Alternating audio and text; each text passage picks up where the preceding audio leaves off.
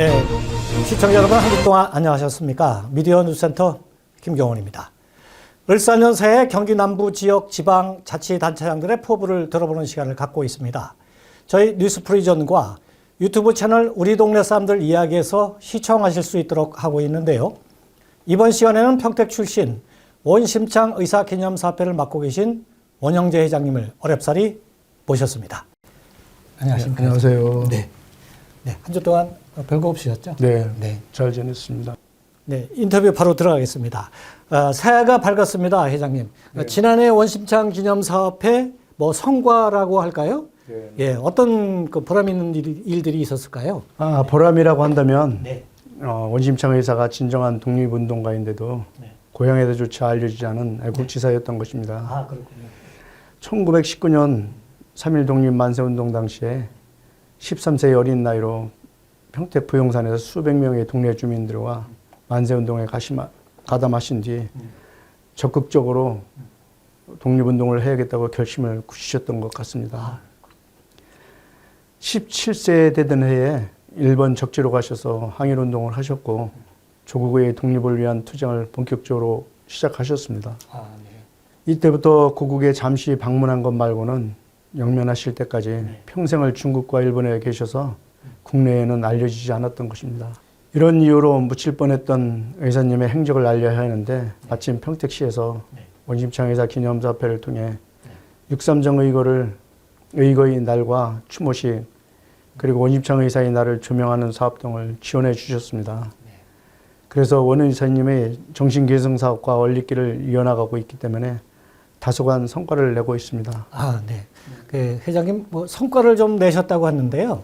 어떤 성과가 있었는지 한두 가지만 소개를 좀 해주시겠어요? 네. 그중 하나가 현재 팽성 실내체육관에 원심창 기념관이라고 할 수 있는 없지만 작은 전시실을 마련해 주셨습니다.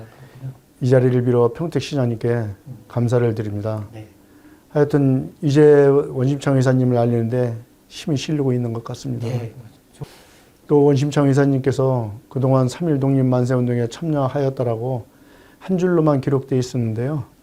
그것을 경기도 3.1 만세 자료와 원심창 의사의 개인 기록, 1969년도에 통일을 위해 발표된 만세 기록 등을 토대로 학술 대회를 열었습니다.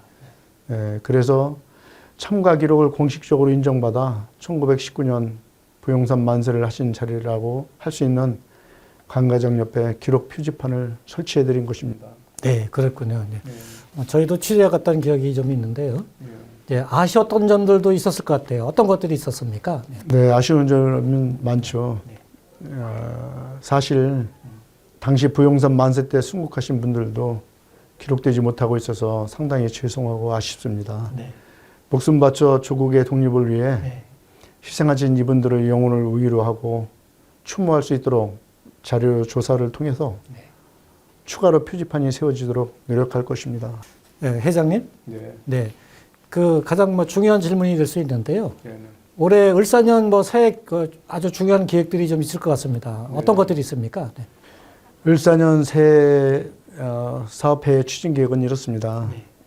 에피소드 한 토막을 소개하자면 원심창 의사의 유물인 자료가 일본에서 한국으로 온전하게 반입되기까지 많은 일들이 있었습니다.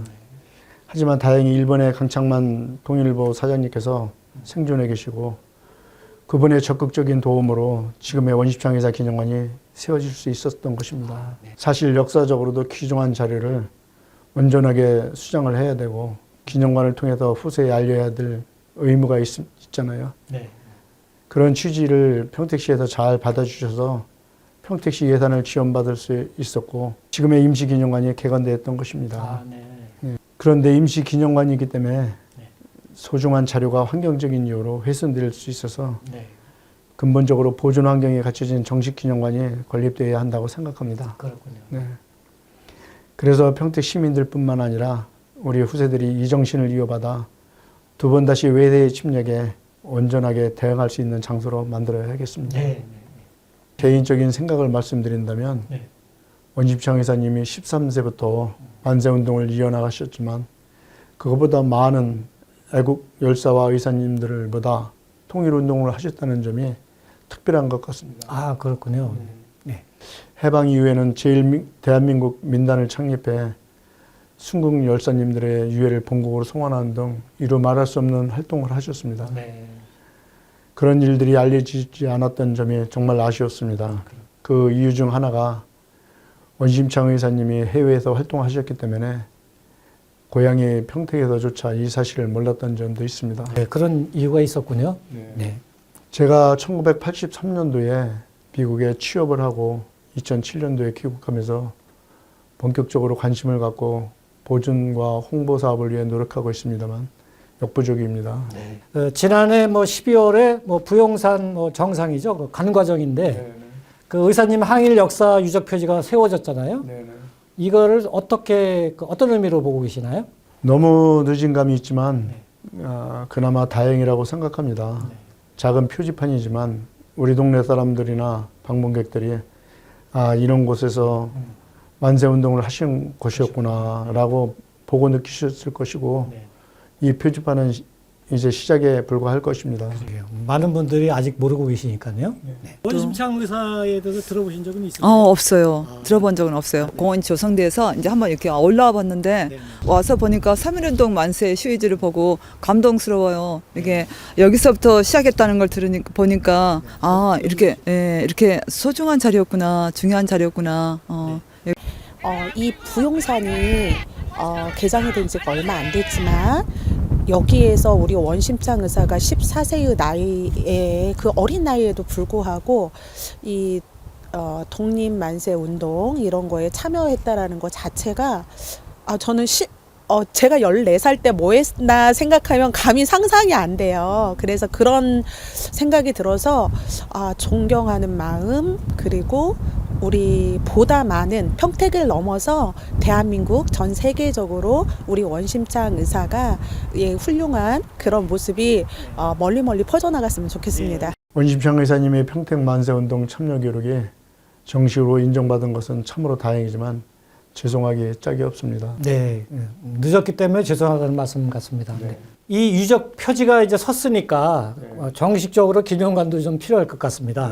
그러려면 뭐 제대로 된 자료들도 또 볼 수 있어야 되고, 또 자료들이 그 오래 보존돼도 이렇게 수장이 좀 돼야 되는데, 그러려면 이 정식 기념관이 언제쯤 뭐 이게 건립이 될까요? 어떻게 보고 계십니까?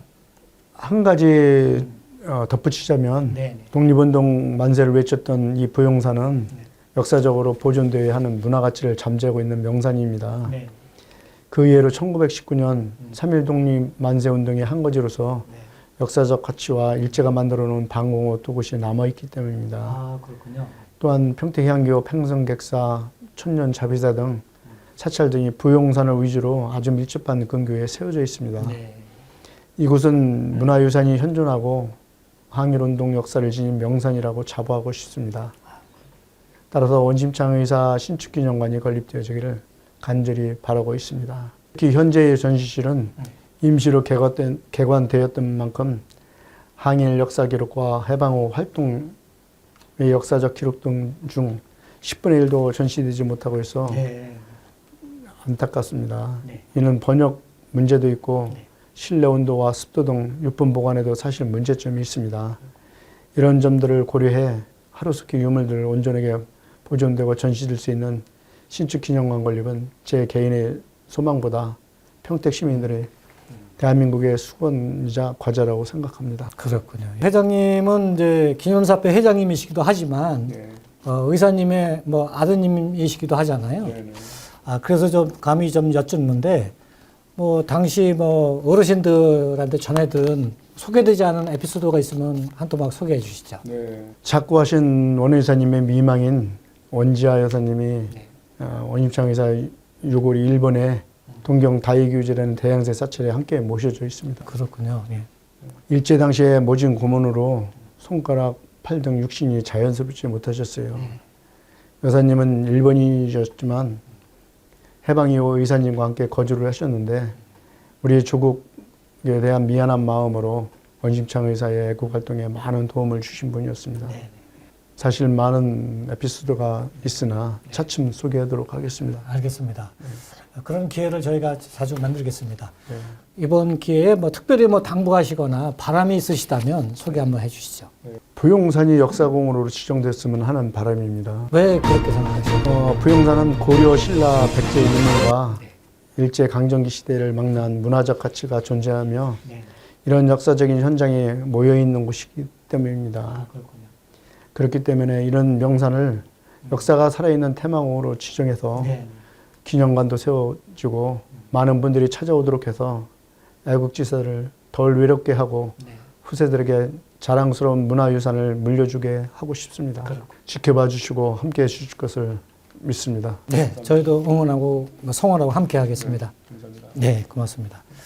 네, 잘 들으셨습니까? 지금까지 원심창 의사기념사업회 원영재 회장님과 새해를 가늠해보는 시간을 가졌습니다. 앞으로 귀한 분들을 조금 더 적극적으로 소개하고 고정하는 시간이 이어지길 하는 바람을 전하면서 이 시간 마칩니다. 지금까지 뉴스프리전 김경훈이었습니다. 안녕히 계십시오. 네, 회장님 바쁘신데 감사합니다. 감사합니다. 네, 수고하셨습니다. 수고하셨습니다.